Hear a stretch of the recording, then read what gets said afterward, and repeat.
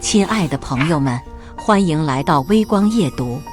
过年回家，被亲戚各种刁难，他们还嘲笑我妈：闺女上大学有啥用？又穷又懒，还费钱。我回：黄河大路朝两边，您管的是真宽。路上有辆掏粪车，您是不是也要拿勺尝尝咸淡？他气急了，要打我。好巧不巧，竟跪在我面前。接下来开始我们本期故事，记得点击订阅并开启小铃铛。疫情原因，我已经3年没回老家过年了。全面放开后，我妈打电话让我跟她回老家过年，说是好几年也不回来，理应跟亲戚们吃顿饭，正好说一下年后要结婚的事情。话虽这么讲，我心里却是100个不乐意。想到那群极品亲戚，我就反胃，更别说见面了。乐乐，按理咱们也该回去一趟，就算不见其他人，爷爷还得见呢。别忘了，咱们家多亏了你爷爷的帮扶，否则这话倒也不假。当初我爸得了肺癌，光手术和治疗费用至少要30-40万，这些钱对于并不富足的我们而言，简直就是巨款。我妈一听，险些晕倒。依稀记得，我妈求爷爷告奶奶，打了很多电话借钱，所有亲戚避而远之，就连奶奶也不想管，还说这病治不好，就是白浪费钱。后来爷爷送来了钱，这才解了燃眉之急。虽然最后的结果不尽人意，可是爷爷毕竟在紧要关头拉了我们一把，这份恩情我不能忘记。妈，您放心吧，小年之前我就会到家，咱们一块去看爷爷。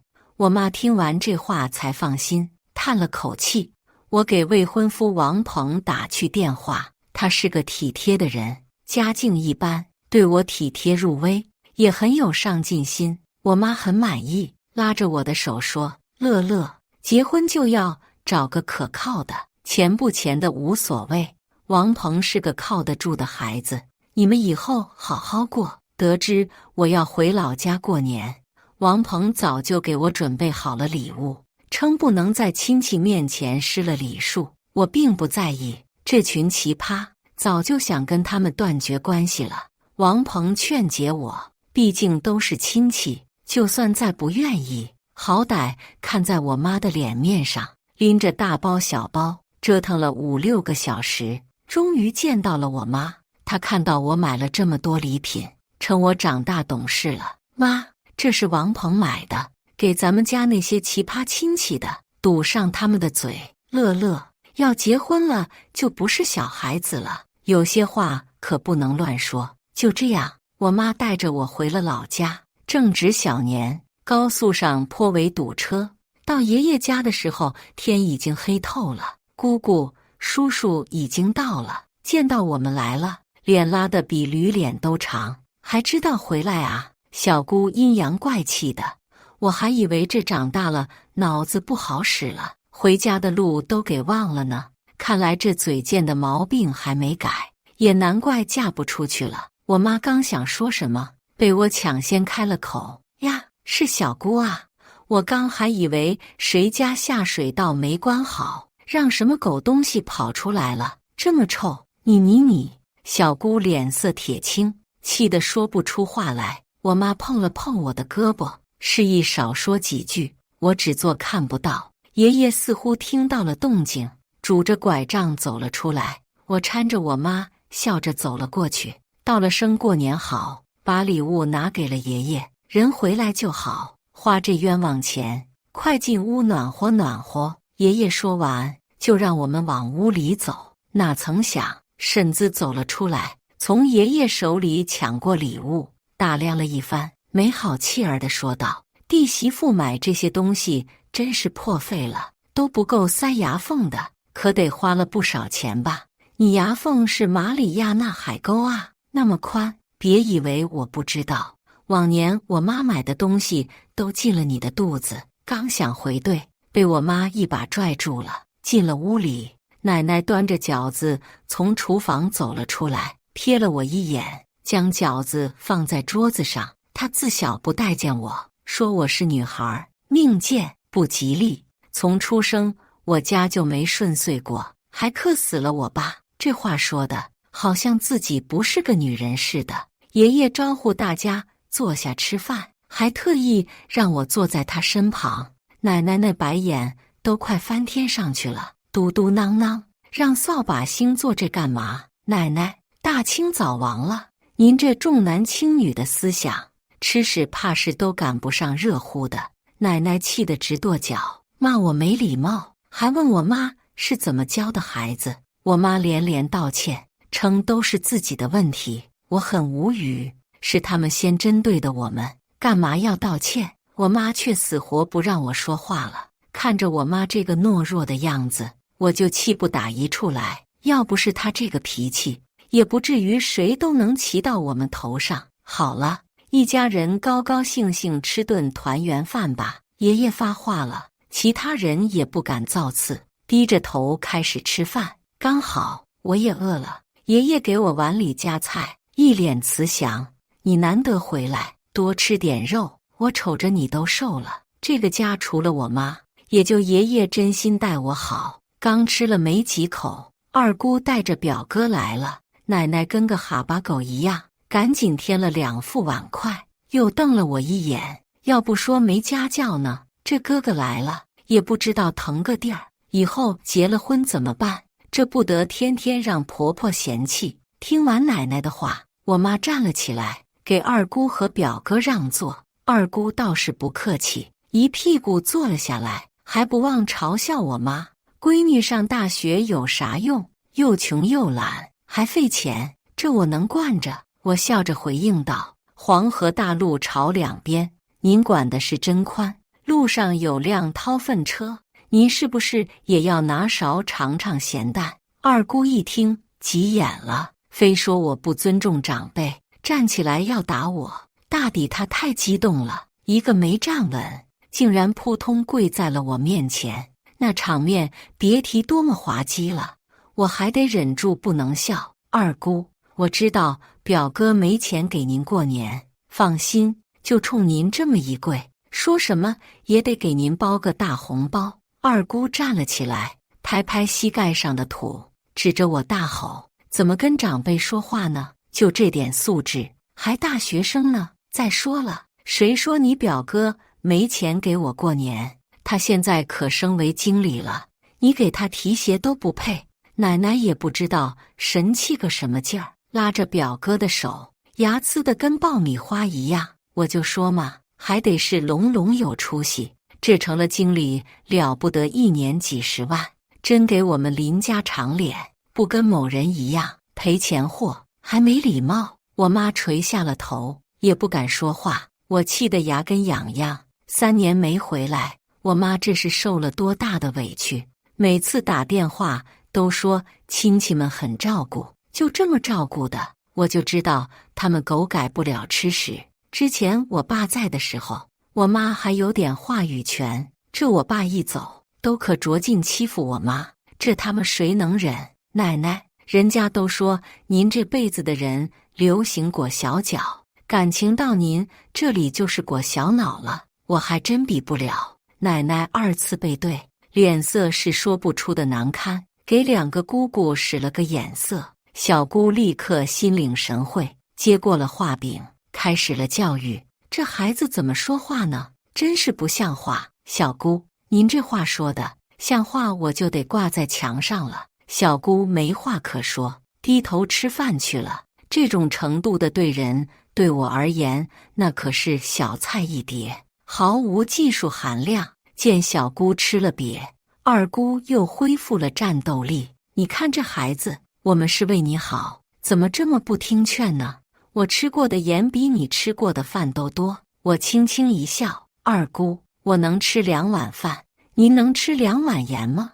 二姑气得嘴角直抽抽，婶子也坐不住了：乐乐，大家都是一家人，为你的事情可是操碎了心，我们还给你物色了一个对象，那是一表人才，还贼有钱。说着打开手机要给我看照片，我扫了一眼，这是给我找对象吗？这是给我找了个爹吧？那头锃光瓦亮的，这要是在晚上，估计都不用开电灯，显然是没安好心，还说得冠冕堂皇。我妈也看不下去了，笑着说道：乐乐已经找了对象了，打算年后结婚。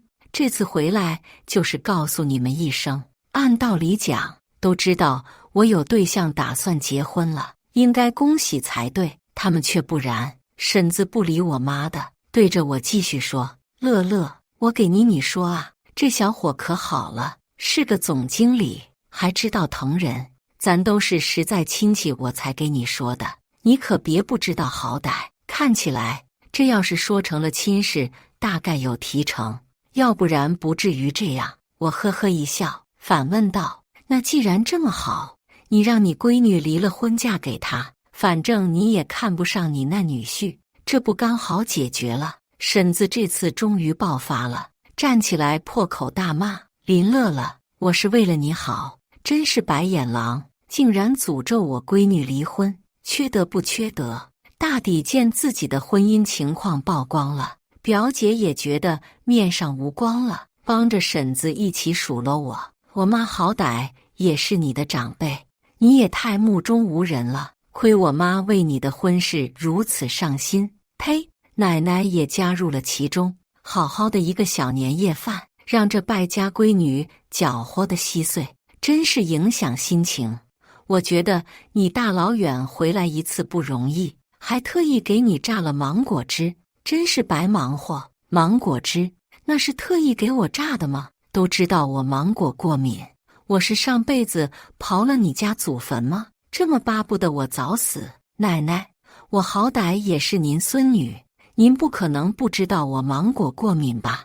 我看您不是特意给我榨的芒果汁，是想把我送走。怎么，您是要入土了，缺个伴吗？你咒完了你表姐，又开始咒我了，怎么嫌我这个老不死的是吗？非要我死了你才安心？好，我现在就死给你看！奶奶哭哭唧唧，要死要活，两个姑姑和婶子叔叔都过去拦着，我妈站在一旁，想拉根本插不上手。我双手抱臂，冷眼相看，她的德行我可太清楚了，自己把命看得比谁都重，怎么会轻易去死？不过是演戏而已。林乐乐，你真是太过分了！我看你和你妈回来就是故意找茬的，非要把奶奶气到医院才肯罢休吗？表妹装得一脸的正义，愤愤不平。我妈介绍对象不也是为你好？你这都奔3的人了，还没有对象，我们这不是替你着急。再说了，给你介绍有钱的，也是为了你以后过得好。真是不要脸！我不要脸，到底是谁不要脸？从我和我妈一进门，都把矛头针对我们。我妈老实任你们欺负，我可不是软柿子。现在反而颠倒黑白，倒打一耙，说我们不要脸，真是好意思。表姐，很感谢你们为我的婚事操心。您看您也30大几的人了，咋还不要孩子呢？怪不得跟姐夫感情不睦，小年还要跑回娘家，这是自己肚子不争气啊！表姐的脸色瞬间变了，青一块白一块的，完全没有了刚才趾高气昂的架势，声音都低了8度。我的事不用你操心，我好着呢。哦，明白了，那肯定是姐夫的问题。没事，赶明我给你介绍个同学，他专治不孕不育。乐乐，你表姐为你好，你怎么这么说话？真是狗咬吕洞宾，不识好人心，难怪找不到好对象。依我看，也就那些光棍肯要你。婶子好心给你找的大款看上你了，这是你上辈子修来的福气，赶紧答应了，偷着乐去吧。表哥站出来继续打抱不平，从他的狗嘴里，我算是听出来了怎么回事。难怪他们一群人非让我嫁给那秃头，是早就计划好的。想来那秃头不是克妻，就是有啥缺陷吧，所以找不到对象。这群人肯定是给秃头看了我的照片，秃头答应给他们什么好处，所以他们明知道我即将要结婚的情况下，也不惜一切要说成这门婚事。从他们丑陋的嘴脸来看，大抵是秃头给了不少钱。我们乐乐都说了，年后结婚，你们这样拆散姻缘是要遭雷劈的。我妈也忍无可忍了，奶奶已经被2个姑姑拉回来坐了下来，他们怒不可遏，恨不得吃了我们母女俩。反观爷爷端起杯子喝茶，好像与他无关。这个举动我实在看不太懂。明明他对我们家有恩情，刚才还给我夹菜来着，这会儿又是什么意思呢？爷爷，您是一家之主，理应站出来说句公道话吧。我们也没有咄咄逼人，是他们一直在找茬。要不是看在您的面子上，这个家我才懒得回。爷爷放下茶杯，咳嗽了2声，晃晃悠悠站了起来。乐乐，你回来看我，我很开心。爷爷年纪大了，遭不住这乱糟糟的，现在血压有点高，就先回去休息了。这话说的我一愣，曾经那个熟悉疼爱我的爷爷哪儿去了？眼前的这人突然让我觉得好陌生。就这样，爷爷转身离开了。奶奶嚣张的气焰更高了，大过年的，就是不让我们好好吃顿饭，是不是？你爷爷都被你气走了，满意了。说完，看着我妈继续骂，这就是你教出来的好闺女。当初我说让你留掉要个儿子，就是不听，真是作孽。就是地，当时都找算命的看过了，说他命中带煞，非不听。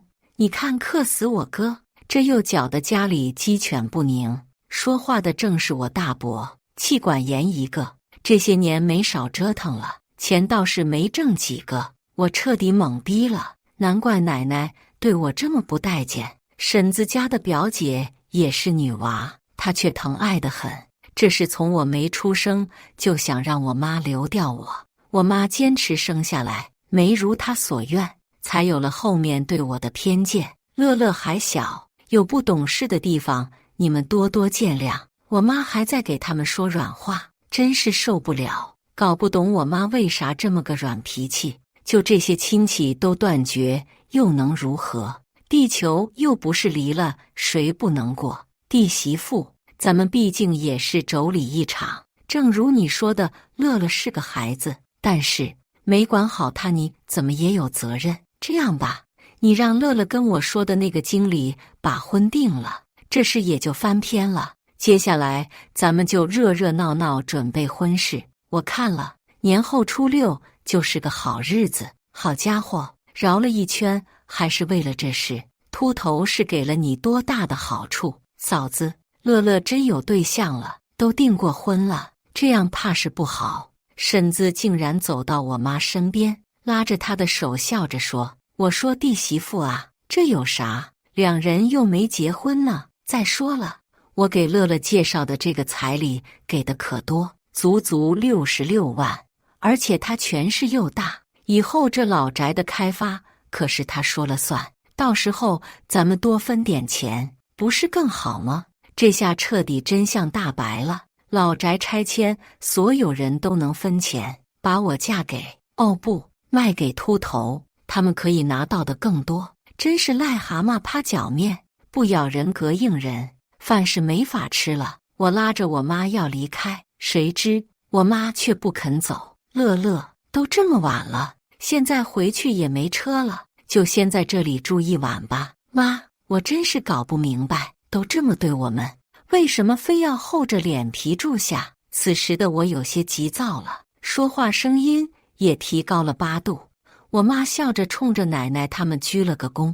妈、嫂子、大哥，你们都别生气，乐乐这3年没回来了，说话确实不对，我替他道歉了。那我们就先休息，有什么事明天再说吧。说完，我妈拉着我要回西边，那里有我们2间房子。谁知小姑却喊住了我们，西边那房子已经给我和二姐住了，东西都收拾好了，你们去后院吧。真是欺人太甚，趁着我妈不回来，竟然私自霸占我们的房子，真是不把我们放在眼里，太过分。我想去对小姑，我妈却死死拽住我的手，让我不要说话。行，那我们就去后院，大家都早些睡吧。来到后院，我甩开了我妈的手，气不打一处来。凭什么他们说什么是什么？越是这样，他们越觉得我们好拿捏。自从我爸走以后，他们是不把我妈放在眼里了，恨不得直接把我们赶出家门。打开灯一看，我目瞪口呆。二姑说的怪好听，什么后院面积大，照顾我们，所以腾出来给我们住。这面积是够大的，连个家具都没有，只有一张破床。这零下10几度的天气，怎么住啊？岂不是要被冻死？妈，你真是软柿子，任人宰割。我爸活着的时候，你也不这样啊。他们这群奇葩，就算断绝关系，又能如何？你为什么非得这么受委屈？你看看，给我们住的是什么地方？不行，我得去找他们算账。刚走出2步，被我妈喊了回来。乐乐，算了，凑合一晚吧。有些事小孩别管，妈自有安排。您之前还说我要结婚了，不是小孩子了，有些事怎么就不能管了？他们所有人就根本不想我们回来，明知道我要结婚，还要把我卖给老男人。你也希望看他们拿着卖我的钱偷笑吗？我妈被我说得哑口无言，良久扔下一句话：乐乐，有些事你不知道，不过妈都是为你好。说完，她转身离开去铺床了。那夜我穿着毛衣睡的，越想越觉得心塞，翻来覆去根本睡不着。刚好王鹏发来了信息，问我回老家如何，我便把事情一股脑地吐槽给他，顺便埋怨了我妈一通。王鹏说，我家这些亲戚确实过分，肯定不能让他们痛快。至于我妈，天下哪个母亲不是为儿女考虑的？可能自己的苦衷。我看时间不早了，嘱咐她早点休息，自己披上羽绒服去外面上厕所。谁知院子里的灯竟然亮着，难道我妈还没睡？我走了出去，看到了2个熟悉的身影，是我妈和爷爷。我妈的脸色看起来不佳，爷爷也是一脸凝重，似乎在说什么大事。今日爷爷的做法让我觉得愈发不对劲，我决定要搞个清楚。我蹑手蹑脚走了过去，从小门绕了过去，贴在墙根悄悄听着。只听爷爷对我妈说，大家的意思都很清楚了，让乐乐嫁给那王经理，你有空多劝劝吧。王经理也没什么不好的，年龄大也不是啥缺点，会疼人。我简直不敢相信自己的耳朵，一向疼爱我的爷爷为什么会说出这番话？之前对我和我们家的好都是装出来的吗？爸，传斌走得早，他最放不下的就是乐乐。乐乐这都订婚了，这样怕是不好，还得辛苦您跟大家伙说一下。爷爷此时不乐意了，露出了真正的嘴脸。什么叫不好？当初传斌生病，要不是我给大家说，他们能拿钱，你别忘了，还欠着大家20万呢。乐乐嫁过去，咱们老宅价格翻1倍，你欠大家伙的钱又能一笔勾销，这是一箭双雕的好事，你别犯糊涂。爷爷根本没那么仁慈，一切不过是表象而已。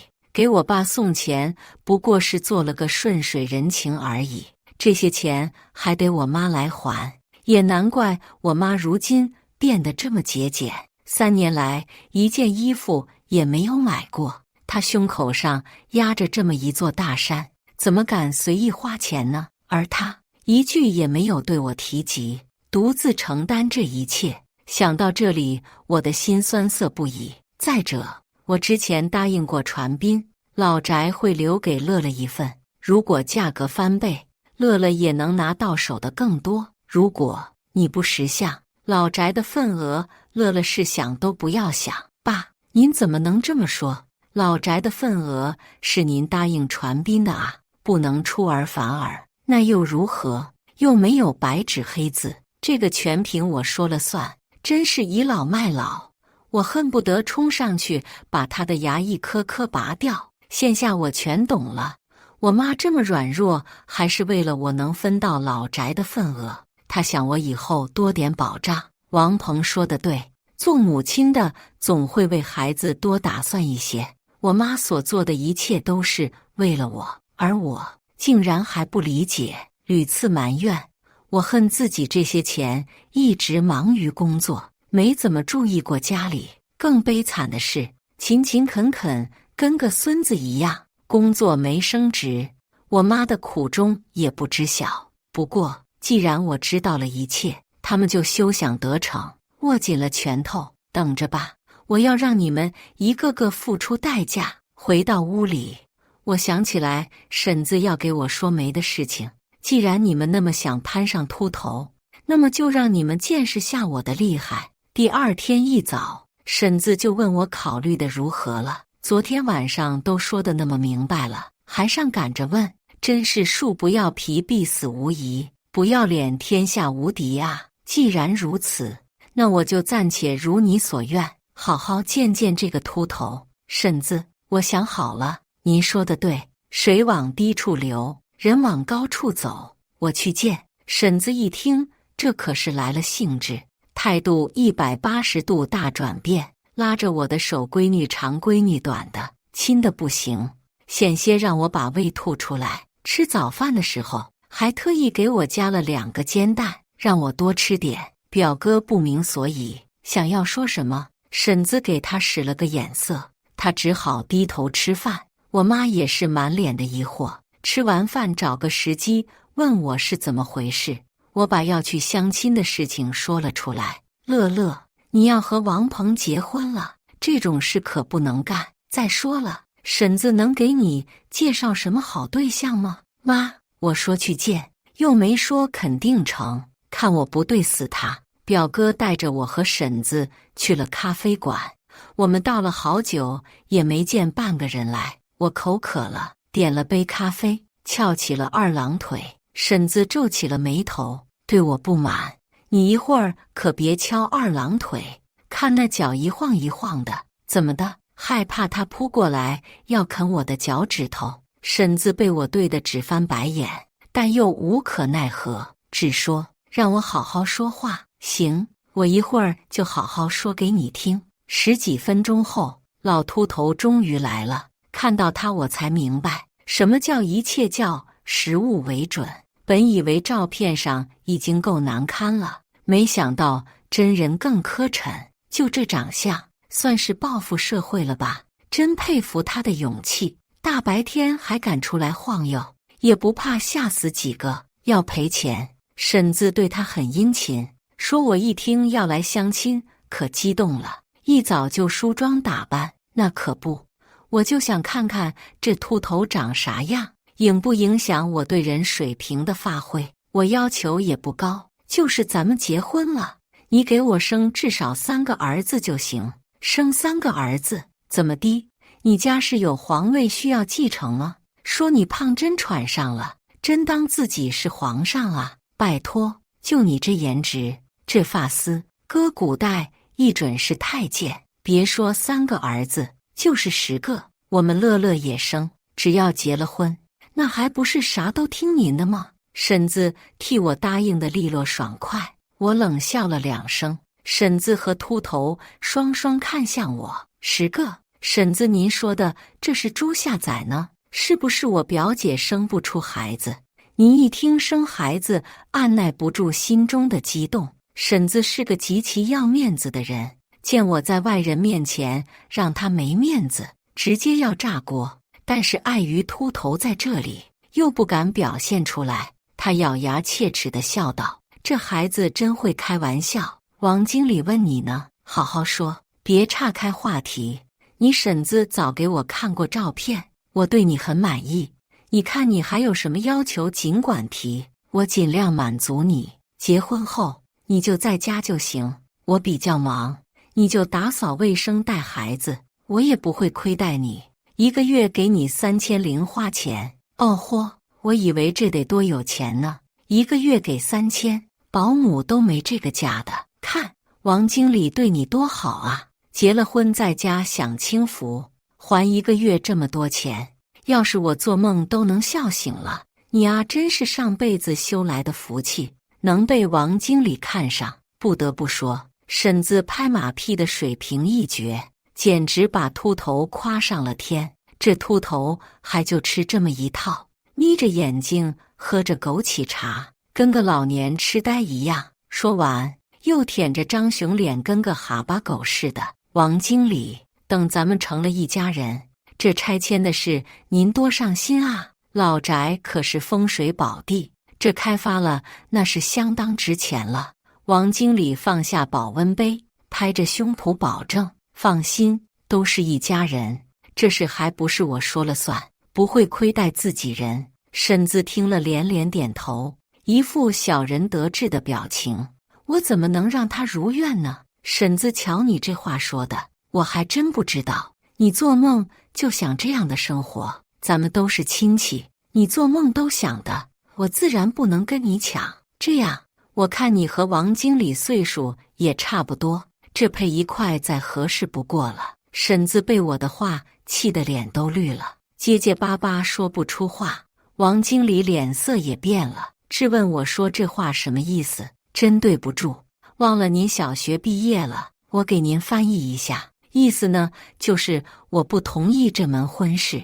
您看婶子和表姐都想去您家，要不索性你把他们母女都收了，这皇上都是妻妾成群。刚才我婶子不也说了，给您生10个儿子都成。秃头气得直接站了起来，真是不识好歹，能被我看上那是你的福气，还从来没人敢这么对我说话，真是不知道自己几斤几两。见秃头急了，婶子赶紧陪着笑脸往回打圆场，称我就是爱开玩笑，这个婚事就这么定下了，真是好大的口气，我看谁敢抢走我媳妇。王鹏直接杀来了，他将我揽在怀里，轻声道：别害怕，我来给你撑腰了。秃头推了推眼睛，打量着王鹏，然后坐下来翘起了二郎腿。我当怎么回事呢？原来是找了个穷屌丝男朋友，就这一身也不过100吧。哼，年轻人，不是我说，这爱情不能当饭吃，有钱才是王道。就是，乐乐，你要眼光放长远一些。王经理这种成功人士可不是那么好找的，你看看这屌丝能拿什么跟咱们王经理比啊？我刚想开口，王鹏却抢先一步。我看您出来是忘打狂犬疫苗了吧？跟个疯狗一样，逮谁咬谁，还是说惦记屎的味道了？没人给你送，要不我现在带你去厕所里挖一勺，热乎的，刚好合适。就你这没眼的，活该穷一辈子。说完还不忘朝着婶子啐了一口吐沫。你们全家没一个好东西，叫我来耍猴呢？我告诉你们，老宅拆迁款翻倍想都不用想，这辈子不可能了。你们给我死了这条心。见王经理气呼呼地离开，婶子赶紧跟了出去，百般讨好，还被夹了手指头，真是太好笑了。表哥见婶子惨样，走过来要打抱不平。林乐乐，你这个泼妇，嘴这么臭，吃什么了？我笑了笑，怎么，你想要配方？婶子怒气冲天，头发都竖起来了。林乐乐，我真是给你脸了，真是跟你妈一样贱人。说完就要冲过来打我，我是能让你打的人吗？笑话！刚想伸手，王鹏快我一步，一记耳光甩过去，婶子直接趴到了地上。表哥没站稳，直接压在了婶子上面，婶子发出哎呦哎呦的惨叫，估计被压个半死。毕竟表哥200多斤的体重在那摆着呢。表哥想起来，但是动弹不了啊。婶子的脸疼到扭曲，真是太爽了。走，回老家接咱妈。王鹏牵着我的手离开了，留下表哥和婶子被一群人围观拍照。回到老家，我妈见王鹏来了，很是吃惊，问他开这么久车累坏了吧？让她进屋休息。表姐也看到了我们，却没看到婶子，问我们婶子去哪了。没事，婶子在后面呢，马上到。说话间，婶子和表哥一瘸一拐地回来了，嚷着要和我们拼命。表姐和2个姑姑都出来了，质问怎么回事。可完蛋了，那王经理说了，老宅的拆迁款想都别想，兴许不拆了，那这块地可是一文不值了。都怪这个死丫头，把王经理气走了。大家一听，脸色变了，瞬间炸了锅，指着我开始骂。不仅如此，还说王鹏也是不长眼的，能看上我也不怕被克死。那话是要多难听有多难听。2个姑姑一看煮熟的鸭子飞了扑过来，要和我拼命。王鹏紧紧将我护在身后。我不想打女人，但是你们要想动我女人一根汗毛，那就别怪我不客气了。或许是王鹏说的太严肃了，2个姑姑有些怯怯的，真是典型的欺软怕硬啊。我瞅准机会绊了他们一脚，2个人摔了狗吃屎。表姐和表哥一见这情形，相继扑了过来，但是他们太不灵活了，自己都迈不开腿，还想跟我斗。王鹏拉着我一闪，他们惯性作用，双脸碰在了大门上，那嘚的一声简直震耳欲聋，看起来应该很疼。院子里一片狼藉，4个人惨叫不绝。大伯看着却不敢动弹半步，真是够怂包的。爷爷奶奶自然也不敢说什么，跟个路人似的。等到他们4人爬起来，站到了爷爷奶奶的身后，二姑指着我们：“你们真他们要造反了，看样子是想跟我们断绝关系。行，我告诉你，把欠我们的20万1分不少的还给我们，还有老家的财产，你们1毛钱都别想得到。财产真是笑死人了，有什么财产是我惦记的吗？不过这20万我还真是一时半会拿不出，我手上的积蓄也只有5万。”王鹏牵起了我的手，小声说：“别怕，有我呢，我替你摆平一切。”这句话给了我莫名的心安。我朝着他点点头，扭头看了我妈一眼，她2只手不停地揉搓。我明白，这些钱一直是压在他胸口上的大石头。我也握住了他的手，告诉他要相信王鹏。20万是吧？没问题，今天我们就给。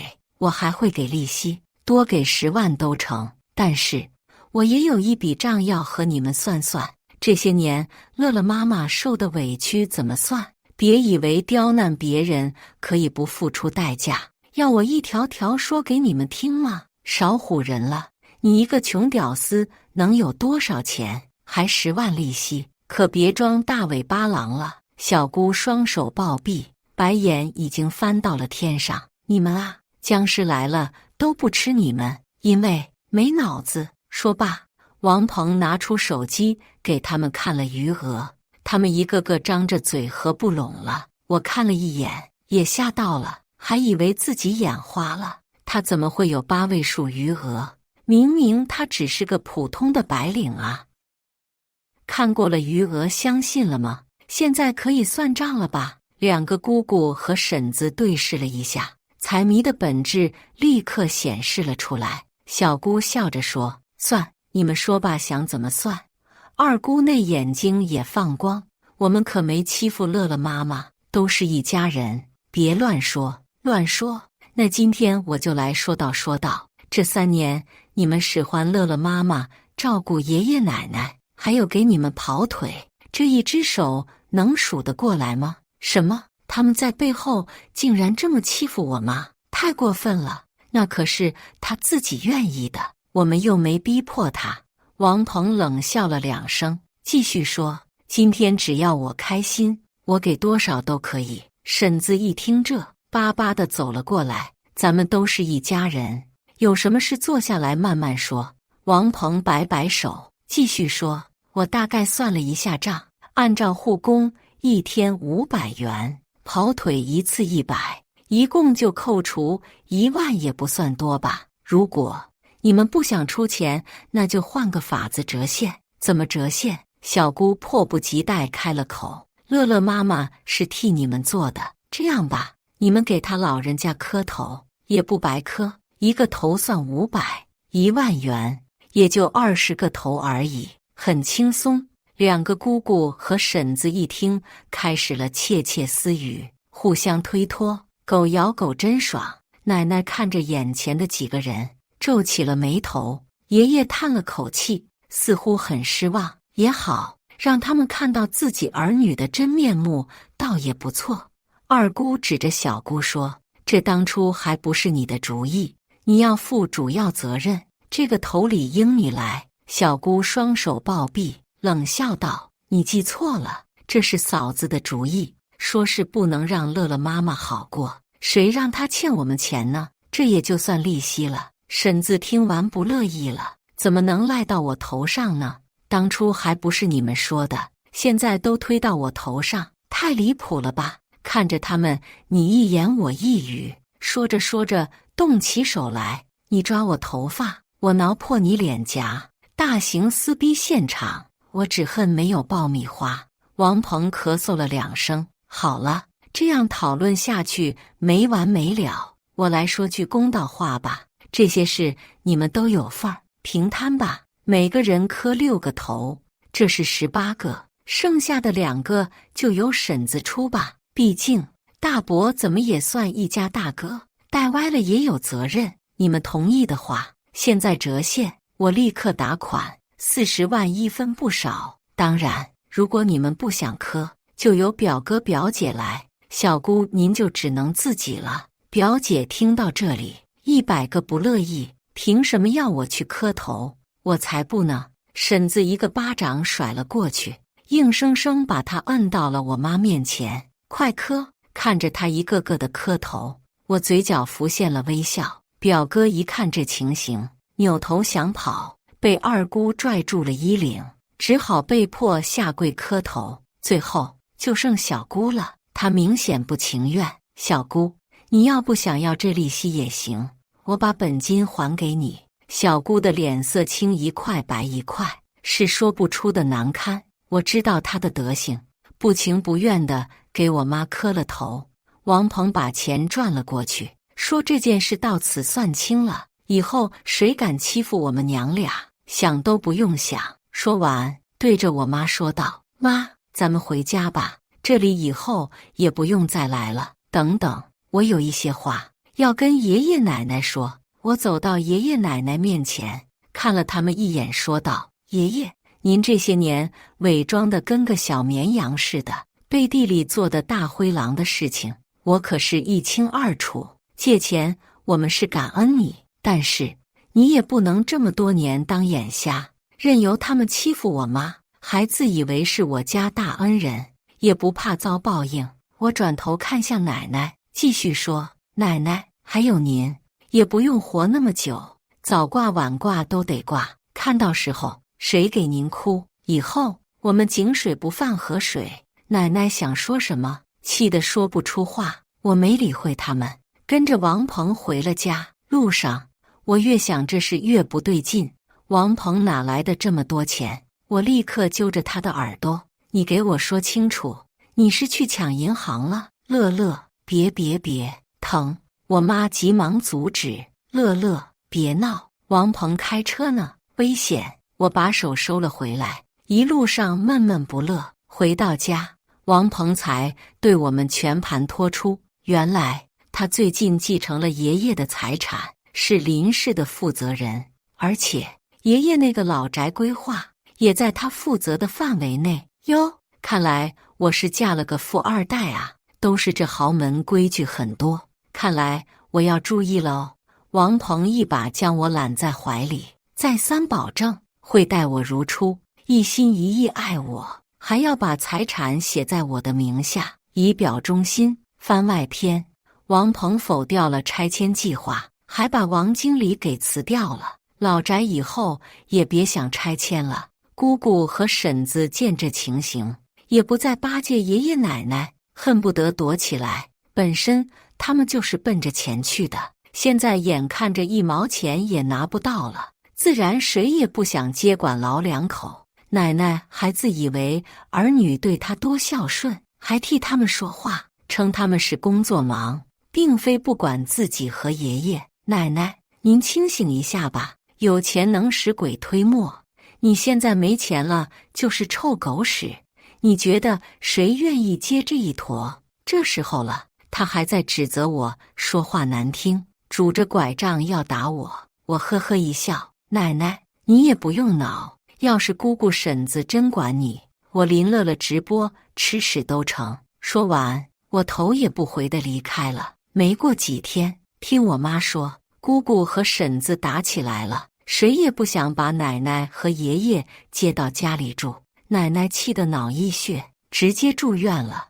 我妈这人心肠仁慈，还想着去看看，称毕竟也是我爸的母亲，也行吧，去了也能看场热闹。我和我妈买了点礼品，去了趟医院。哪料刚到医院，就看到一出精彩大戏，两个姑姑和婶子直接打起来了，又薅头发，又拳打脚踢，一旁的护士都看呆了。我妈过去要拉架，被我制止了。大伯发现了我们，走过来讪讪道：“乐乐来了，奶奶在屋里。”我拉着我妈进了病房。奶奶见我们来了，态度跟以往那是不同了，甚至还有些不敢面对我。大抵想起我之前说的话，没想到这么快就得到验证了。我妈把礼品放在床头，问候了几句。奶奶此时也终于说了句人话：“娟子，这些年真是对不住了，你也别跟我一般见识。”果然啊，不见棺材不掉泪，早干嘛去了？爷爷走了进来，看到我们来了，脸上也是挂不住了，笑着让我们坐下，还问我最近如何。我妈笑着回答：“一切都好。”爷爷点头喃喃道：“一切都好就好，就好啊。”几分钟后，姑姑和婶子们回来了，张扬的秀发，凌乱不堪的衣服，真是让整个医院的人看尽了笑话。爷爷和奶奶估计觉得面上无光，第二天就收拾出了院，街坊四邻都知道了，把这件事当作茶余后的闲谈。最后，大伯召集大家开了个会，轮流照顾爷爷和奶奶。我想，这估计也是迫于压力，毕竟表哥和表姐还要生活的。只是奶奶出院后，精神神儿大不如从前。大伯、姑姑嘴上说着照顾，实则就是隔三差五送饭去而已。有时候忘记送了，估计就要爷爷去买。这不，下雪那日，谁也没去送饭，爷爷一个人出门，摔了一下，卧床不起，彻底没了往日的神气。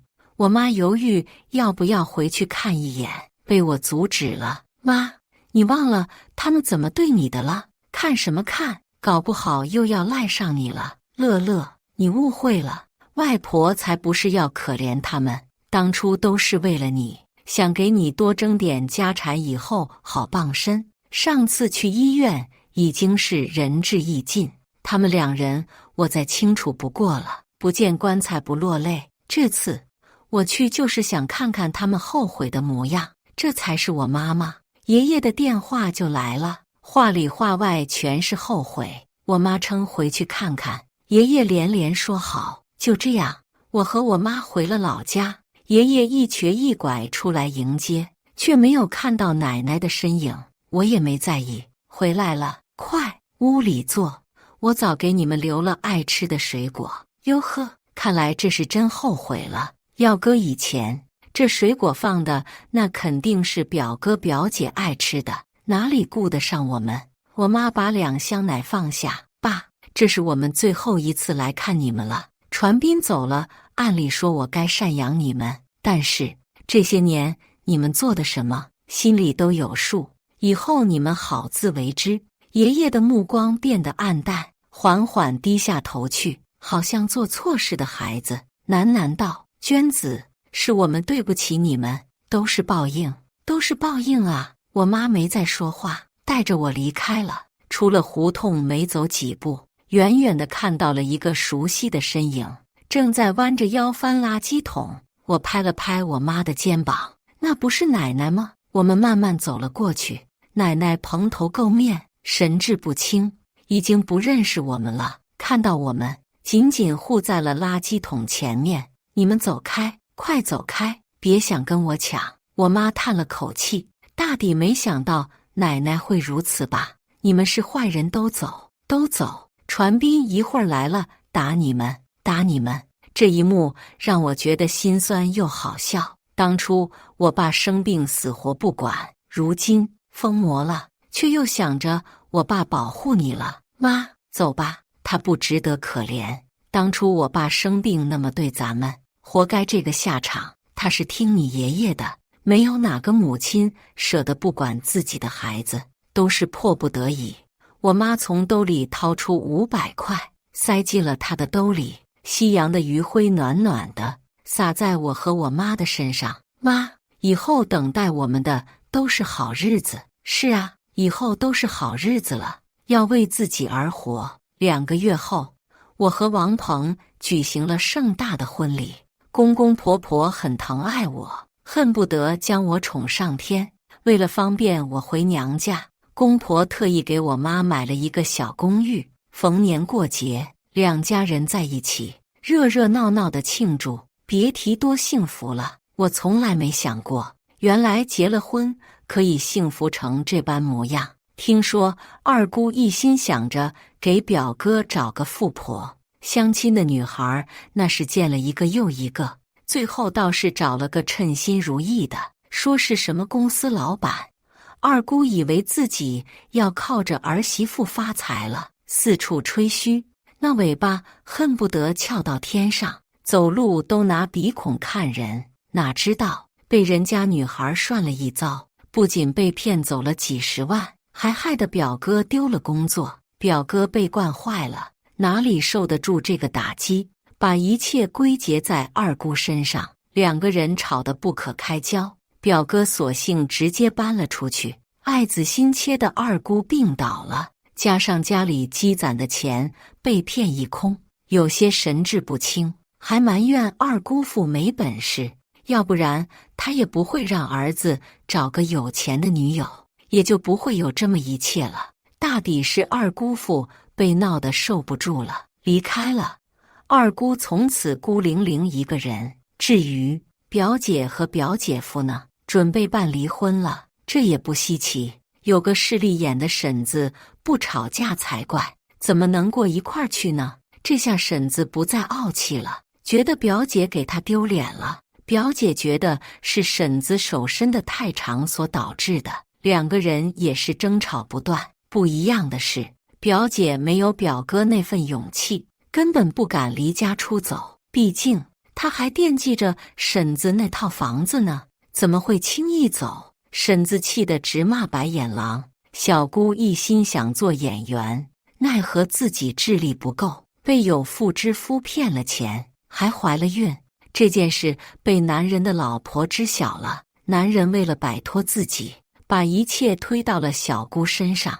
男人的老婆也不是个善茬，在大街上堵住小姑，一阵拳打脚踢，还当着所有人的面扒光了小姑的衣服，拍视频发到了网上。这个视频一出，迅速发酵，大家都知道小姑插足别人婚姻的事情，她成了过街老鼠，走到哪里都被人喊着打，还被人丢瓜皮，别提多惨了。期间爷爷给我打过几次电话，问我和我妈过得如何，听起来他们很虚弱的，想来也过得不咋样。不过他们的事情横竖与我无关，这人呐，还是不要轻易做坏事，毕竟人在做天在看。这不，我和王鹏刚买完吃的到家，门铃就响了，是我妈来了，拎着我和王鹏最爱的水果。妈，您坐下歇会儿，我去给您切水果。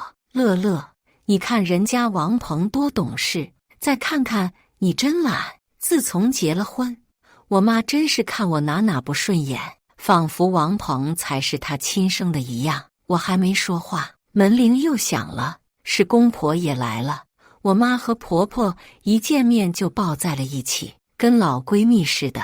王鹏撅起了嘴巴，说好的，过年一憋一年呢，怎么又都来了？婆婆却说，臭小子想得美，休想把我们老闺蜜分开。再者，你们小两口过年多冷清，哪里有年味？我看你就是想吃完年夜饭不刷碗，找你儿子我当苦力吧。王鹏话音刚落，被公公拎起了耳朵，别，两位妈妈和媳妇负责吃，剩下的全都交给我。看着厨房里忙得热火朝天的两个大男人，这才是过年吗？乐，开会窗通气，这也太热了。好嘞妈，我这就去。我把阳台的窗户打开了，外面灯火通明，烟火四起，看得我心里暖暖的。老婆子，你怎么来这里翻垃圾桶了？顺着低沉的声音，我看到了那抹熟悉又陌生身影，是奶奶。她低着头在垃圾桶里翻找着什么，爷爷一瘸一拐地跟在她的身后，要将她拉回家，奈何奶奶根本不理睬，还把捡的垃圾呼了爷爷一头。那场面甚是狼狈，奶奶转着圈，嘴里大喊着，传斌一会儿就来了，让他打死你，打死你。可惜一切太晚了，我依稀看见爷爷蹲下来收拾着那些垃圾，偷偷用手擦了擦眼角。感谢大家的观看，本期故事精彩吗？欢迎大家在下方评论区吐槽。如果你喜欢这类故事，记得点击订阅微光夜读，并分享给更多的人，这会对我帮助很大。再次感谢大家的观看。